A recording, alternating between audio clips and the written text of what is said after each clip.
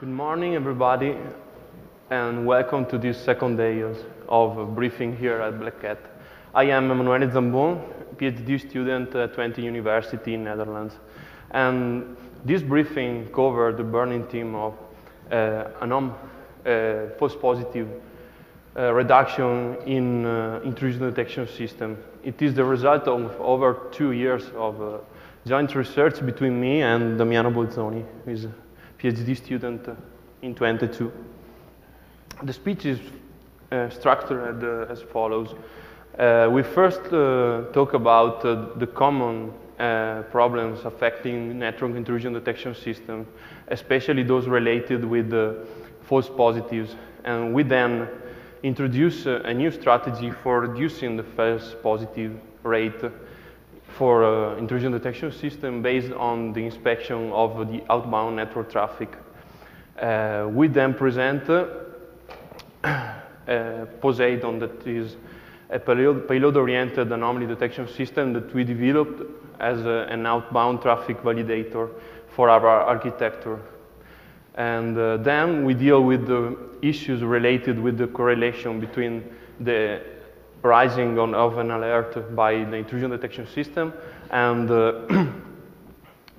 the output traffic validation. And we presented the whole high-level architecture of Aphrodite, that is our architecture for false positive reduction. And we show our benchmark that we conducted on a standard data set as well as with real network traffic.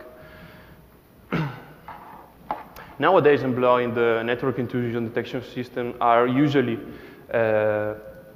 made of a number of different sensors that are disposed on the network environment.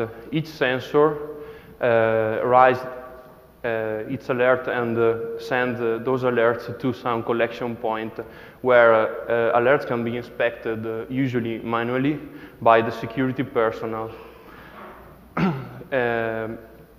Some research states that the number of alerts that can be raised by a single sensor can be huge, can be very large, about 15,000 per day, 15,000 alerts per day. And this research also states that the most part of these alerts are in reality illicit action and therefore are false positives.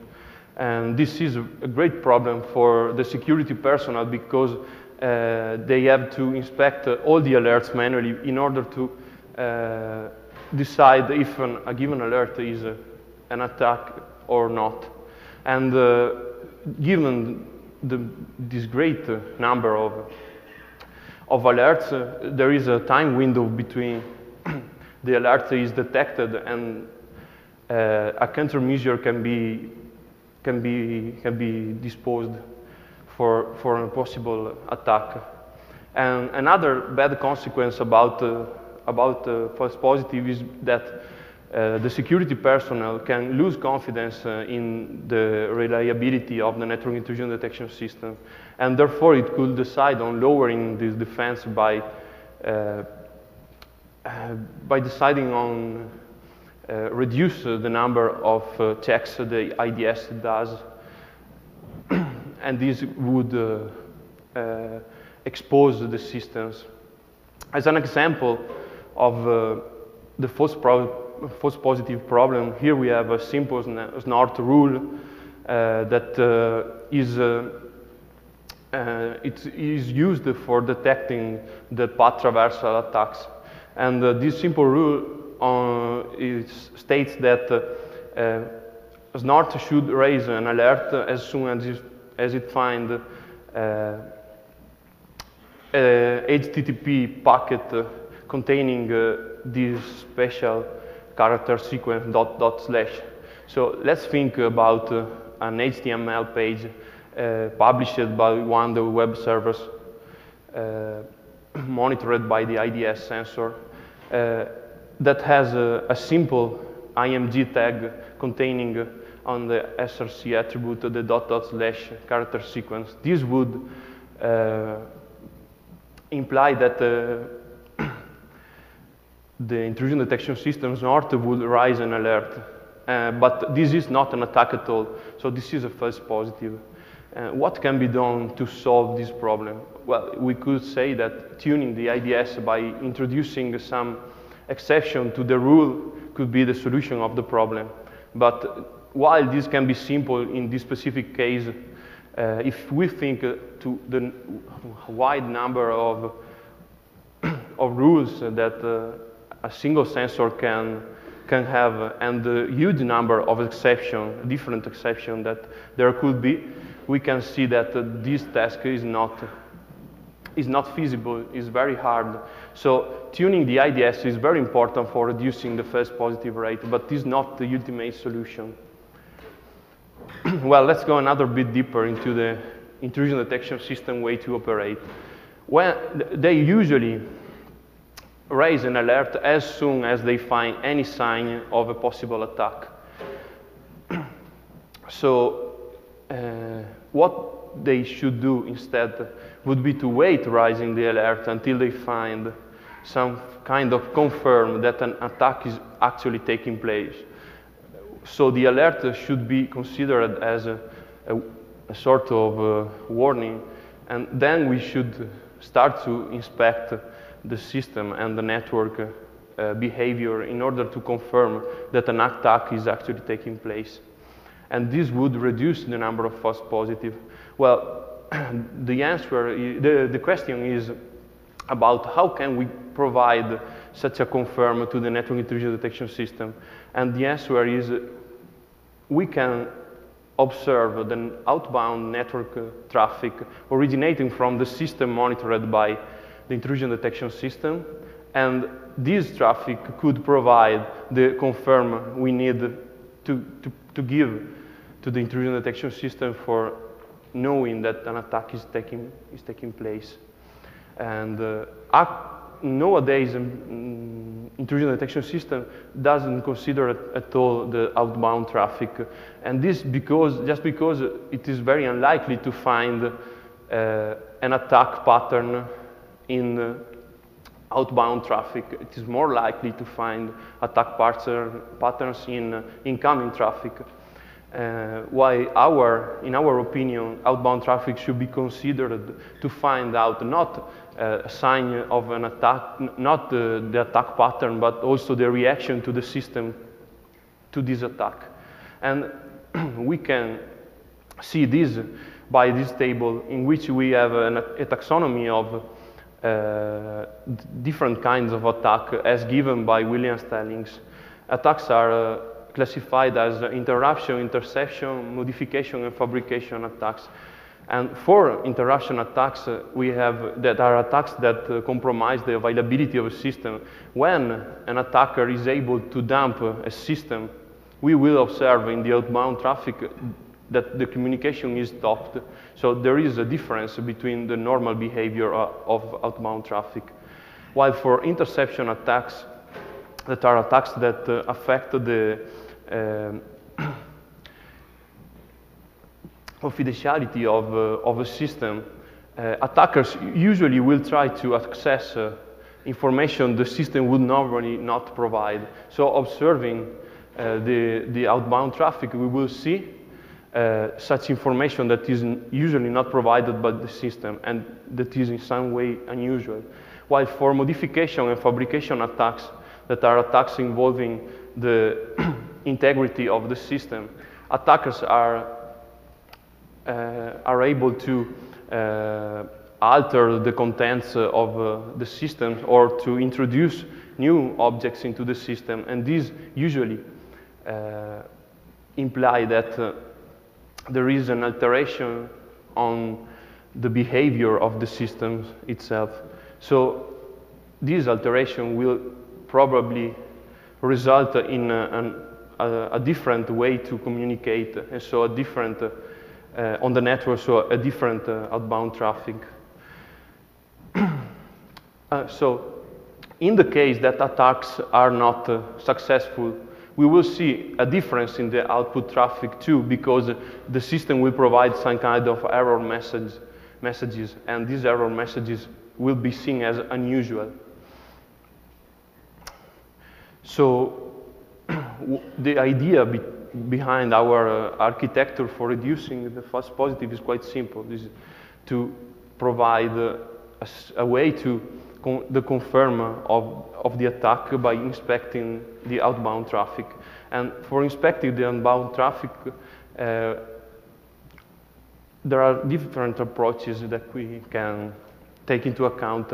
But for instance, we can see that it's very difficult to build a database of patterns of the possible reactions to the attack. So an approach based on a sort of signature of reactions of attacks is unfeasible because each system will react in a different way for a given attack, and this just because it has different custom data on it, and just because it is configured differently for every instance of a system.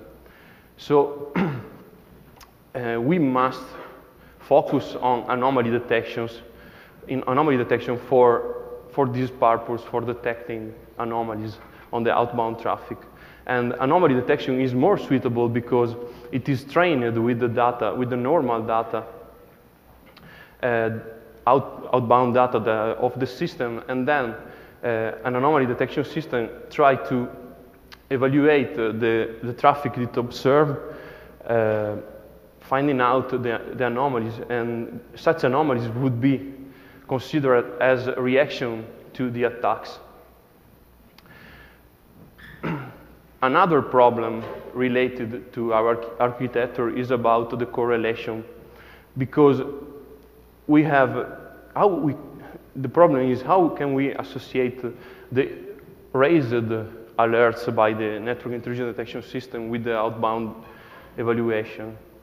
traffic evaluation. How much time have we to wait without detecting any anomaly before we can say that an alert is a false positive? And another problem is about when we do not observe any kind of response to a given alert, how do we interpret this? So we need a correlation engine that is able to talk both with the network intrusion detection system and with the output anomaly detection engine in order to relate the events and be able to confirm that an attack is taking place. And for this reason, to build the first part of our architecture, that is the output anomaly detection engine, we studied different approaches on anomaly detection system. And such anomaly detection system, these approaches are usually based on statistical models that are used to provide, to define the normal behavior of the network environment. And to build these statistical models, different approaches use different techniques, because some approaches use the information on the header of the packets on the network, while other approaches use the information on the payload. Well, for our purposes, we can see that the payload-based approaches are more suitable because we are trying to find reaction to attacks that are more likely to be found on the payload and not on the header. There will not be header misuse on the communication. The most famous anomaly detection system based on the payload analysis is PAIL, that was developed by Salvatore Stolfo and his research group. We started from the PAIL algorithm to improve it, and we built Poseidon, that stands for Pale over Sum for intrusion detection. We actually added another tier before the PAIL algorithm. We built a two-tier architecture for anomaly detection by introducing self-organizing maps. And we found out that this approach increased the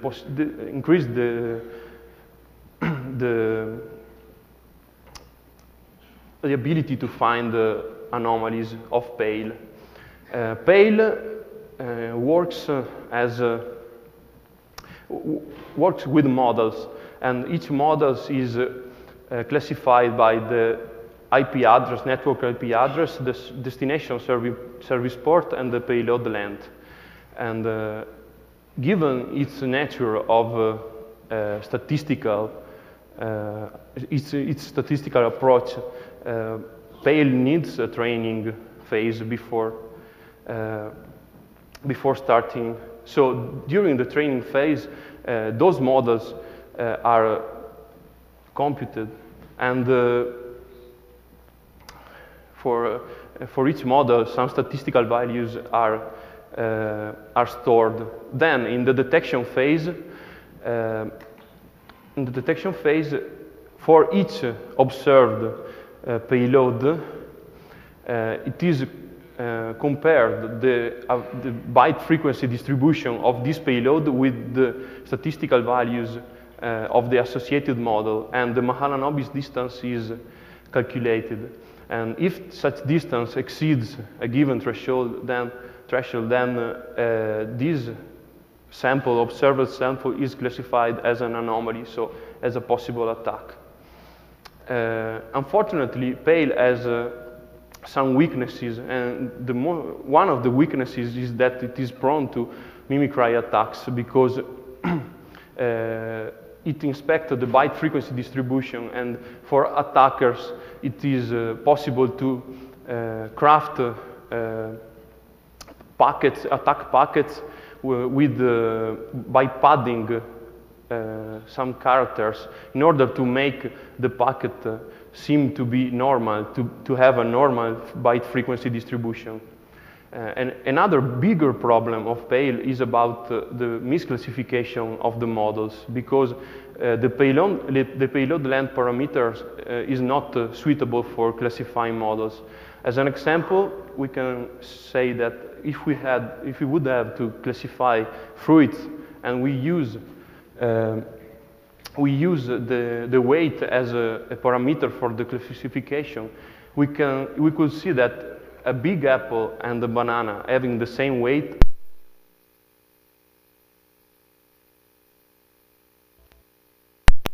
being actually two different fruits, while using a different parameter such as the shape, it would be different because an apple and a banana, whatever the weight, would be classified in two different models. And this is the case for Pale, because two different payloads, two payloads having being quite the same payload, but having a small difference in the payload length, will be split in two different clusters, in two different models, and this is not a good classification.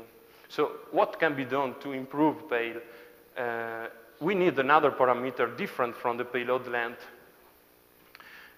in order to build the models, and this parameter must take into account the whole payload information.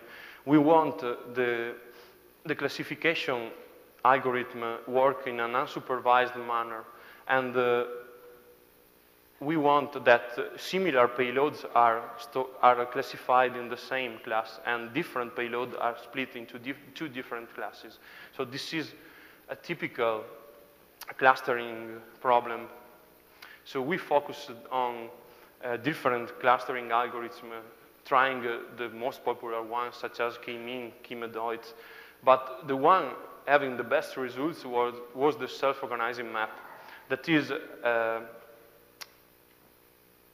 a neural network, a single-layer neural network that is suitable for classifying high-dimensional data, such as the payload of the packet that is high-dimensional data.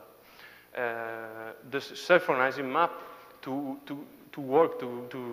perform the classification needs a training phase, an initialization and a training phase. During initialization, a number of parameters must be set, and these parameters then influence the behavior of the classification. Then, during the training, and then a training set can be used to train the network and to make the network able to to do the classification. And an important feature of the self-organizing map is that the classification it provides helps in avoiding mimicry attacks. And this is because we use two different approaches during the first step and the second step. During the first step, we compare the payloads by its byte value, byte per byte, while in the pale algorithm, we compare the byte frequency distribution. So it's much more difficult for an attacker to craft a payload with the pad characters in order to make the packet seem normal for both the two levels, and this helps in avoiding mimicry attacks. So the whole architecture of Poseidon is presented here. We have a new tier, a new level that is composed by the self-organizing map that provides the classification. The self-organizing map needs a training phase. So first we have to train the first level, and then we can use the classification for the pale algorithm. First for training the pale algorithm, and then for detection. So two different training phases are needed. But it is important to note that for updates, so when the network environment changes, if the amount of the change is small, we can only retrain pale models without retraining the self-organizing map. While for biggest changes on the network environment, we need actually retrain both the levels. We benchmarked Poseidon with respect of pale on the same data set that is the DARPA 1999 data set, is a standard data set. The same data set that was used by the pale crew. We applied the same restriction as the pale crew in order to compare the results. And here in this graph, in these charts, you can see in the blue line is about Poseidon, and the green line is about pale, and the red line is about our experiment we did with pale, because the information about the detection rate with pale, we extracted this information from the pale paper, and then we wanted a confirm of this data, so we repeated the pale tests ourselves, and we can see that Poseidon overcomes pale on every benchmark protocol, and in particular we can see that for HTTP traffic we have the best results, having 100% detection rate with about 0% false positive rates. So Poseidon is not suitable only for output anomaly detection, but also as a standalone network intrusion detection system, anomaly based. Okay, let's have now finally put all together to get what Aphrodite can do. In this picture you can see the general architecture of our solution, and in the upper part of the image you can see that there is an input NIDS analyzing all the traffic that is incoming in our network. This is the most common, I mean, the normal configuration that we have. So this NIDS is not immediately forwarding every kind of alert to the IT personnel, but it's, instead of doing that, it's forwarding a proto alert. So it's not ready, it's not confirmed yet that this is an alert, and it's forwarding this inside the Aphrodite architecture. What happened is that we have our web farm, for example, on the right, and so Aphrodite is waiting for the web server or any kind of services that is monitored to produce the output. So when the output will be finally sent to the user or to the supposed attacker, our output anomaly detector will analyze it. In this case, we want to stress that the input NIDS can be any kind of intrusion detection system, so being signature-based or anomaly-based, this doesn't really matter right now. But the output anomaly detector, as the name said, it's Poseidon, so it's our anomaly detection-based system. So the output anomaly detector inspects the payload, and finally it produces this anomaly score, and if this anomaly score is exceeding a given threshold, the correlation engine will finally produce the alerts. If this is not happening, so this threshold is not exceeded, then the alert will be considered as a false positive, and the IT personnel will not be disturbed by this activity. And then the traffic will flows normally out of our network. So let's now have a closer look to what's really happening inside. So the correlation engine receives the proto alert from the intrusion detection system monitoring the input, and it starts to track the connection.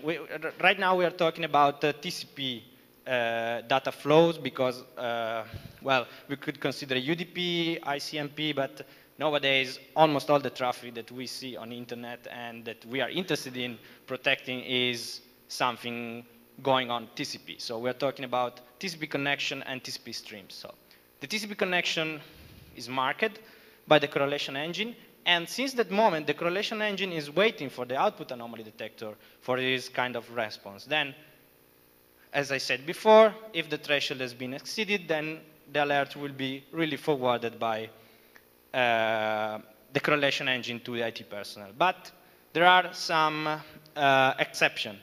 Like, for example, when we said before, if the attacker is aiming to generate a denial of service, then we will not see any kind of response, so we cannot analyze anything. So the correlation engine has to wait a certain amount of time, so we can say 1 minute or 30 seconds. Nowadays I would wait 10 seconds, but if you really want to be sure, 1 minute is okay. And if the output is missing, then this is considered in any case an attack that has taken place and that the system is down.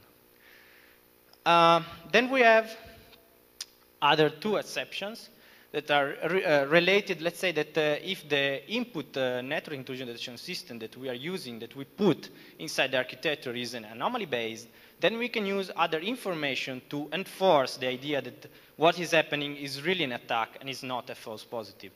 So we can use, for example, the anomaly score given by the input intrusion detection system to, let's say that if this scores, it's really exceeding the threshold that has given to the input detection system, like 10 times greater, then we can say that we can flag anyway the proto alert as an alert.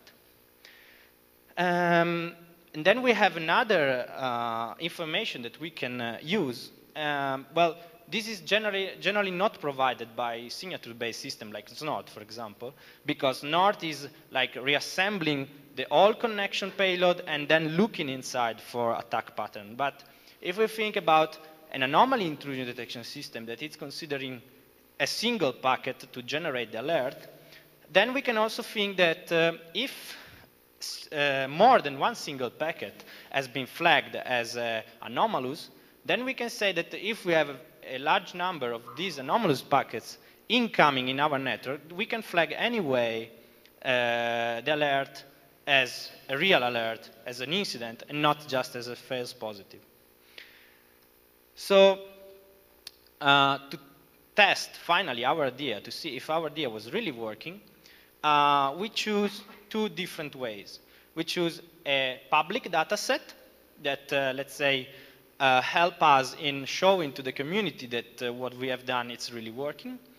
And then we choose a private data set that, of course, cannot be disclosure for privacy stuff and so on, as you all know. And let's say that this was like just a proof for us, so we can publish the result and we will show you the result, but you have to believe us. Okay, so and then we had also to test if our idea was working as we made one of our requirements to the architecture to work with both signature and anomaly-based system putting as input system. So we tested with Snort, and we coupled it also with our own system. So Poseidon was used in once was used as input as also as output anomaly detection system. So this, let's say that this way of testing the system can grant us to to have a good architecture, that the idea is really working, that it's not just our mind. So if you're not familiar with DARPA, DARPA is a very famous and old, unfortunately, dataset that has been presented in 1999 for an intrusion detection system evaluation phase. And let's say that it has some weaknesses inside. That's why we choose also to have our data private data set. But because it cannot be considered anymore a good example of the nowadays traffic.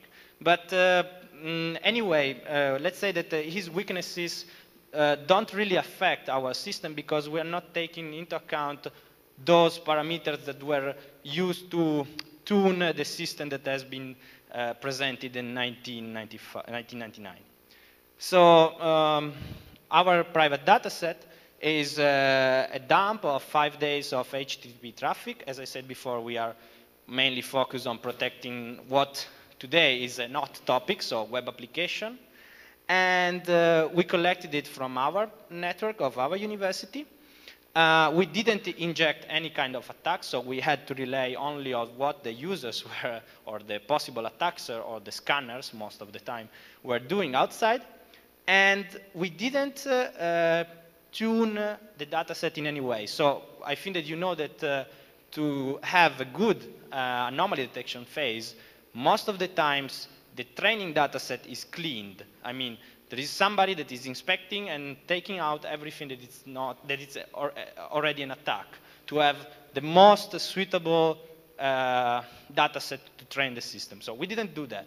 It was a choice to see how strong was our system in a real condition. Because when somebody is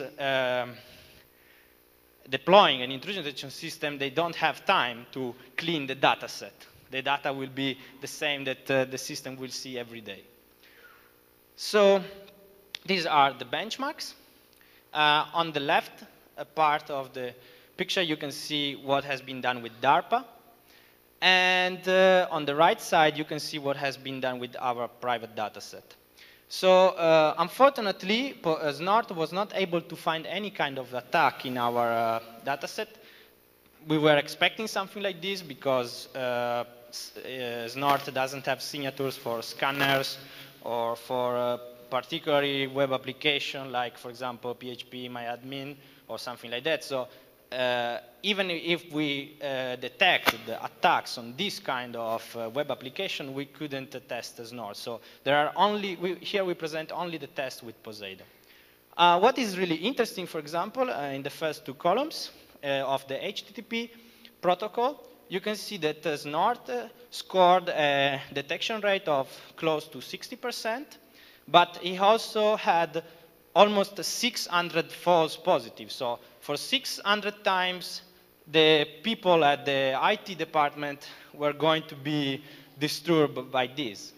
When we apply our architecture, so when we put together Snort with Aphrodite, then we have the same detection rate, so no affection on the completeness of the system, but the accuracy of the system is really improved. We have only 5 attacks.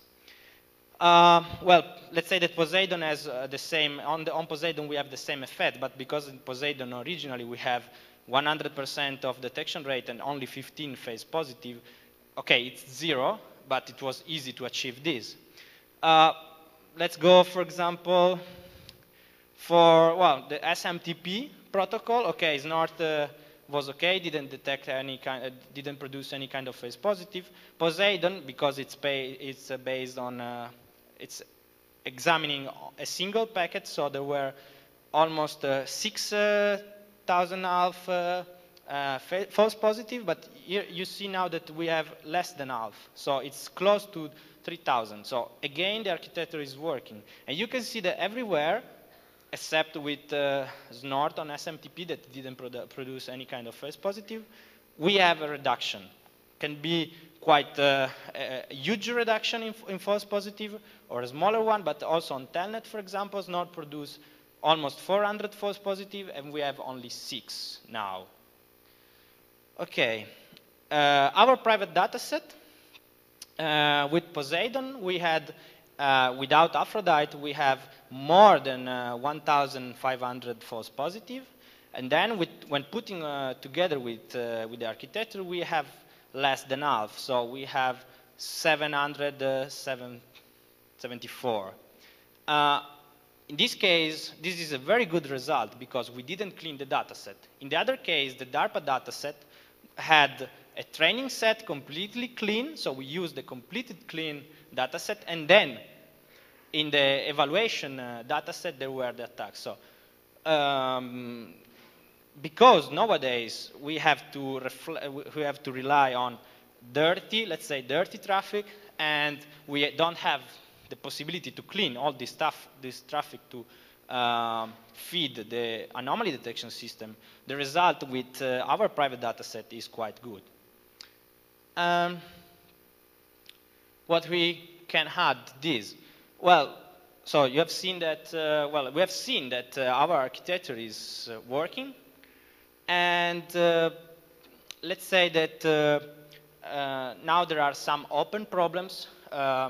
We have implemented Aphrodite for in that way with an anomaly detection system, not only because we wanted to, well, let's say that we wanted to reduce the workload of the IT personnel. So if I've seen systems that tries to reduce false positive, making a person classifying all the traffic. So there is a person that has to classify all the alerts that have been produced by an intrusion detection system, and then the system is learning how to classify unwanted attacks. But in this case, and the system has to be retrained every time, every like week, this person has to again train the system. So in this case, we don't need to overload the personnel, the IT personnel, because we just need to set up some basic parameters like the threshold that we need to check if the output, for example, the output is exceeding this threshold, and some other few parameters. So right now, we would like to, what we are researching is a way to make this completely automatic. So to set out in an automatic way the threshold, if possible to clean as much as possible the data training set, again in an automatic way. And we have already seen that Aphrodite can work also with dirty data sets, so with dirty training data sets. So we can say that right now the system is already more than a stable, more than a developing version. It's almost quite stable. So, question time. If somebody has 2 questions. Or, yes?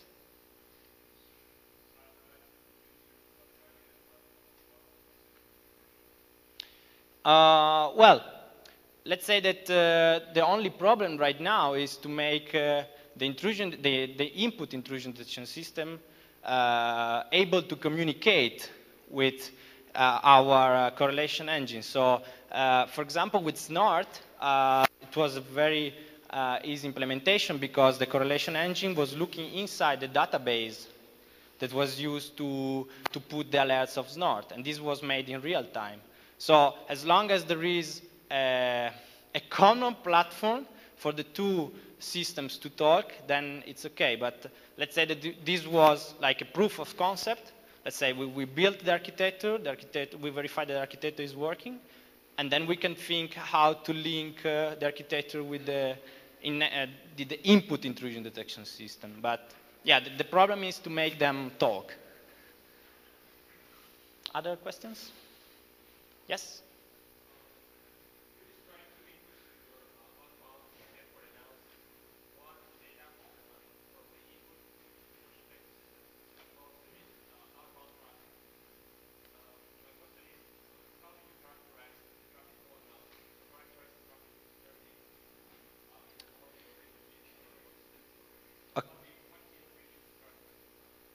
okay, the question was how we can inspect our traffic, how can we characterize the traffic? Well, you mean how we know that that outbound traffic is related with the previous connection, or what we look exactly inside? Yeah, what type of field do you use to determine whether the stream of traffic is malicious, so that you have to... Okay, we inspect the payload, only the payload. So we look at the header field of the packet to link it with to track the related connection. So the connection that has been opened by this client to this server. And when we have tracked the connection, we inspect only the payload.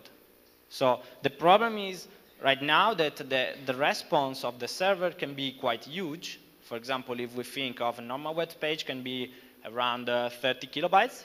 So we have to inspect quite a huge packet, and that was the problem of using the original Pale system or using other anomaly detection systems that are on the market right now, because so they are quite good in detecting something in the input, because commonly the input is quite small, but when you have to look on for the response, then the response is quite huge.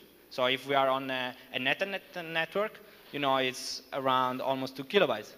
And when we will have IPv6, maybe, finally, then it will be greater.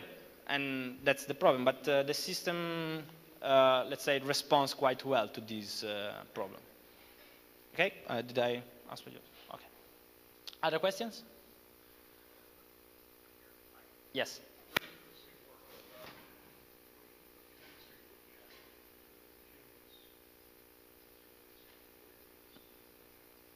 Sorry, I didn't hear the question.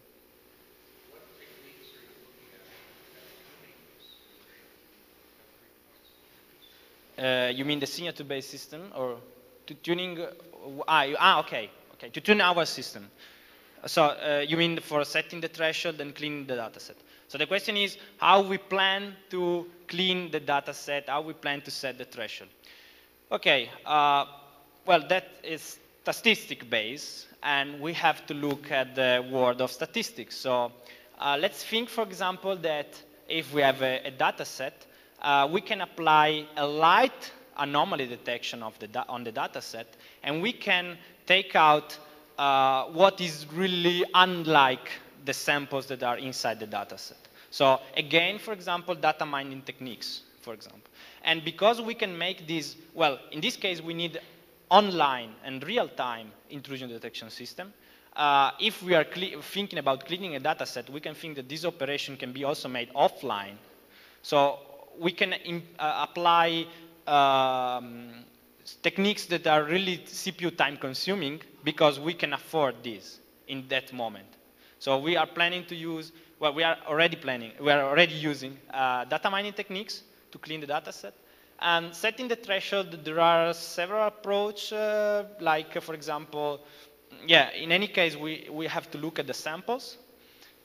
And to determine if it's good, for example, to take the maximum distance between the current sample and our model to set the threshold, or to see the distribution and decide, okay, we have the mean and this is the variance and we are going to take this value.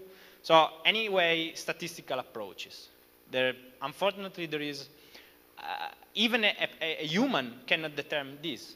Because the human, what the human can do is just set a threshold, see if it's good, and then lower it or make it greater. But that's the only point that the human can do. So, yeah, of course, the automatic way cannot be the right solution, but we are trying to do that. Yes?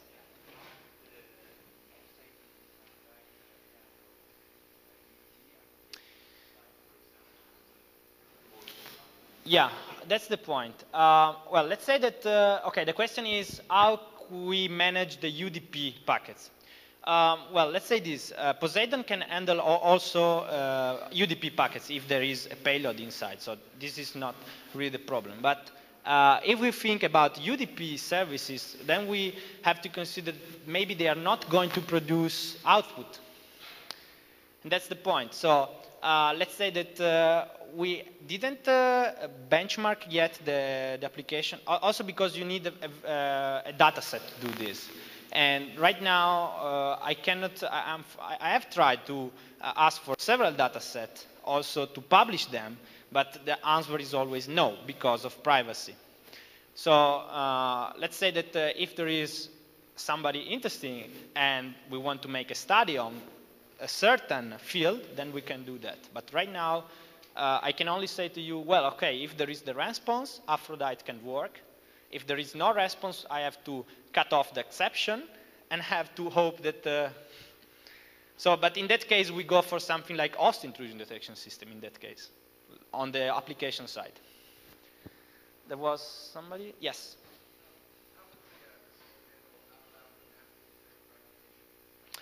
Okay, this is a good question because, well, let's say that right now we didn't put inside the Poseidon a fragmentation, the reassembly of the fragment. There are some issues with this. I mean, well, they're well known, even if they are not so applied attacks against the reassembly of the intrusion detection system. Well, Snort has proved that they can be, in a certain way, it can be protected for them, so we plan to apply almost the same techniques. But right now, we look only inside we look at every single packet. So if the packet is fragmented in multiple IP datagrams, for example, then it will be examined in that way. So there were some attacks of fragmentation inside the DARPA, and Poseidon, let's say that Poseidon responded in a good way, but right now I cannot tell you, oh, yes, it's fragmentation free. No, I can't. But let's say that, yeah, somebody has thought about it before, so I think that if I apply almost the same technique, my intrusion detection system can work almost in a good way. Yes? Yeah, that's the last question. Thank you.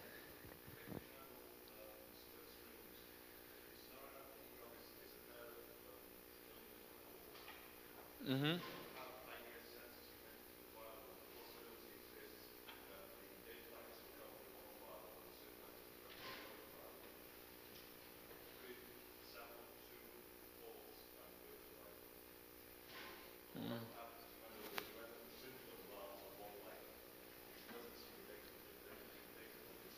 Yeah, that's possible.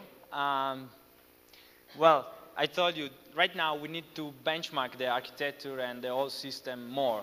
So there are, of course, conditions that we didn't think yet or that we didn't apply yet. So, but, well, let's say that it's promising, that it's something that I didn't see in this shape before, in this form before. Okay, thank you so much for the attention.